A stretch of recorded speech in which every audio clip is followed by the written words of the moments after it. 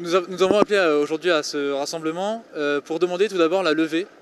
du blocus qui est imposé au camp de réfugiés d'Yarmouk. Yarmouk est un camp de réfugiés palestiniens dans la banlieue de Damas, qui est le plus grand camp de réfugiés palestiniens du monde arabe. Ce rassemblement, ce n'est pas la première fois que le mouvement des jeunes palestiniens, avec ses alliés, avec ses frères et sœurs mobilisés pour la Palestine, pour la justice et pour la dignité des peuples arabes, se rassemble et se mobilise en France. La dernière fois qu'on s'est rassemblés, c'était il y a 2 ans presque, en mai 2012,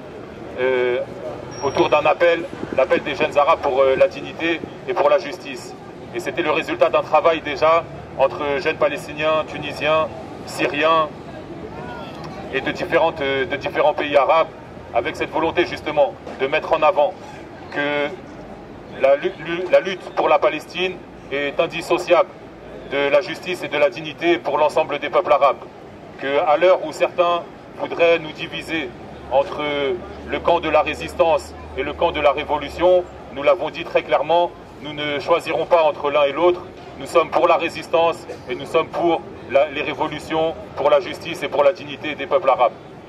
Nous sommes rassemblés aujourd'hui dans un moment particulièrement douloureux pour tous les Palestiniens, en solidarité avec les Palestiniens et les Syriens assiégés dans le camp de Yarmouk. Le camp de Yarmouk n'est pas le seul à subir le siège et la destruction de la situation terrible qui est imposée aujourd'hui en Syrie.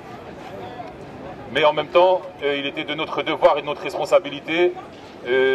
d'agir particulièrement par rapport à ce camp, qui est un camp de réfugiés palestiniens, qui est un camp qui a été une des capitales de la résistance palestinienne, un camp qui a été une école pour des générations de résistants palestiniens, un camp qui a été un carrefour pour tous ceux qui ont porté les armes pour la libération de la Palestine, un camp dans lequel ont été élevés dans l'esprit de la dignité et de la résistance des générations et des générations de réfugiés palestiniens, une résistance qui vise, comme nous tous le souhaitons, la libération et le retour pour tous les réfugiés palestiniens. Le camp de réfugiés est complètement assiégé, donc un siège total qui ne laisse passer ni nourriture, ni aide médicale, ni aucune aide matérielle. Et sur les derniers mois, la situation, c'est vrai, s'est très largement aggravée, au point que plusieurs dizaines de réfugiés sont morts de faim dans un pays qui ne devrait absolument pas connaître la famine. La situation humanitaire est grave, mais un engagement que l'on pourrait prendre pour soutenir cette situation humanitaire est forcément aussi pour nous un engagement politique, dans la mesure où ce qu'on soutient, c'est un peuple qui se bat pour la justice et la libération. Il est très très difficile de tenir une parole politique responsable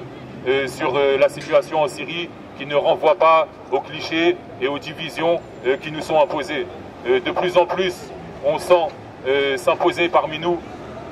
le risque de la fragmentation, le risque de la division, le risque des affrontements communautaires, le risque des affrontements d'un camp sunnite contre un camp chiite. Toutes ces divisions, nous les refusons parce que notre boussole, elle n'a pas changé. Notre boussole, elle reste fermement ancrée dans nos mains. Cette boussole, c'est celle de la libération de la Palestine, la libération d'Al-Quds et la dignité et la justice pour l'ensemble des peuples arabes. Donc c'est un discours qui est nécessairement limité et frustrant quand certains souhaiteraient qu'on soit parfaitement avec les uns contre les autres, mais en même temps, c'est le seul discours responsable qui nous a paru possible de tenir dans cette situation.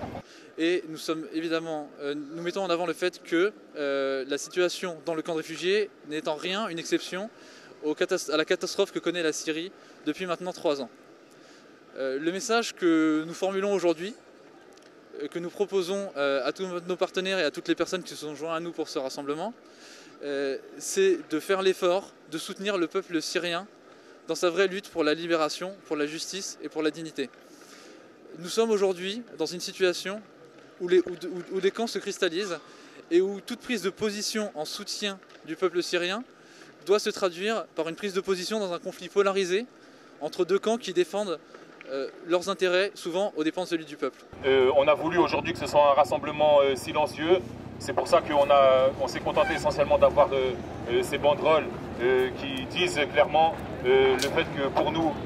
la lutte du peuple palestinien et la lutte du peuple syrien, comme la lutte de l'ensemble des peuples arabes, est une lutte qui est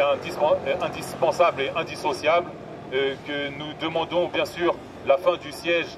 inhumain qui est imposé à Yarmouk et à l'ensemble des villes et des régions assiégées en Syrie, et dire à tous nos frères syriens, à tous nos frères arabes qui aujourd'hui luttent pour la justice et pour la dignité, que les Palestiniens sont avec eux, que nous sommes ensemble,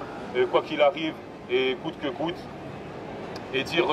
avant tout à tous que les Palestiniens, leur lutte ne change pas, leur lutte reste la lutte pour la libération de toute la Palestine et pour le droit au retour de tous les réfugiés palestiniens, parce que ce qui nous est rappelé à travers la situation dans le camp de Yarmouk, c'est que depuis plus de 60 ans, notre principal ennemi, l'ennemi sioniste, l'État d'Israël, continue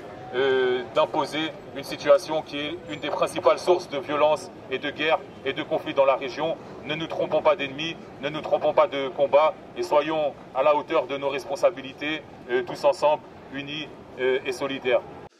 Aujourd'hui, pour nous, ce rassemblement, c'est effectivement le point de départ, un travail qui va enfin pouvoir se faire. Alors que nous venons de formuler cette proposition d'une troisième voie, que nous venons de formuler notre volonté de nous extraire de cette situation complètement polarisée dans laquelle on est, il s'agit aujourd'hui de commencer ce travail entre nous, avec nos associés, en France, à l'étranger, en Syrie, pour donner de l'existence et, et faire que cette proposition soit une réalité sur le terrain.